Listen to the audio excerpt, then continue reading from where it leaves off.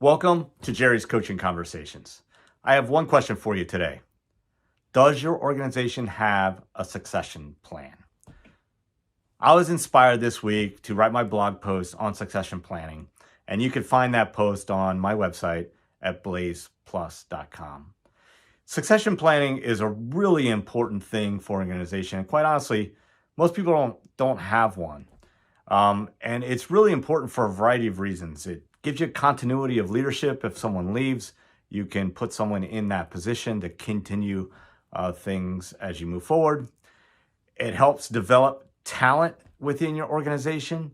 It helps you transfer knowledge so it's not in one individual's head. So you can transfer that to others in the organization. It allows you to be flexible and to adapt and to grow. And probably a big one these days, it helps with overall employee morale and engagement because they see how you're developing people. They're actually part of that development, and they see what their career path might look like within your organization. So also within this post, I identified 6 key steps to develop your succession plan. They're not difficult. They just take focus, discipline, to be able to make those happen. But those steps are to anticipate your future needs.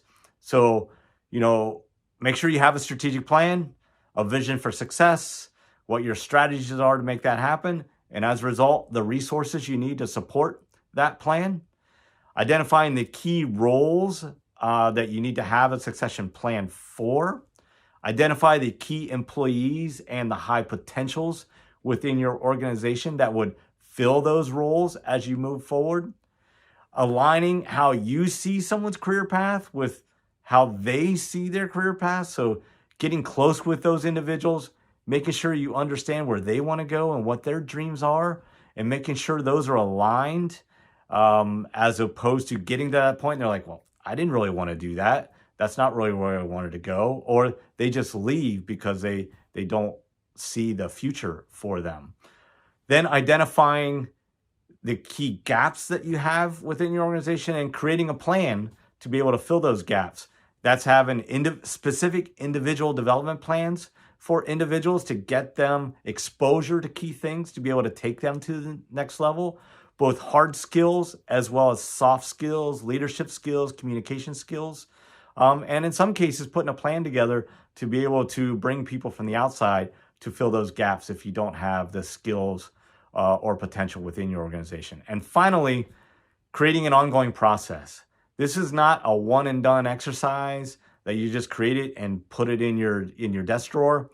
This is about meeting quarterly, meeting semi-annually, at a minimum, meeting annually to dust off that succession plan and making sure that things are still on track, especially as the business changes or the environment around you changes. So being consistent about that process to make sure that you're always prepared in mitigating any risk that you may have within the organization. So when you get a minute, please click on the link that's here or visit my website at blazeplus.com to learn more about succession planning and how to go about it.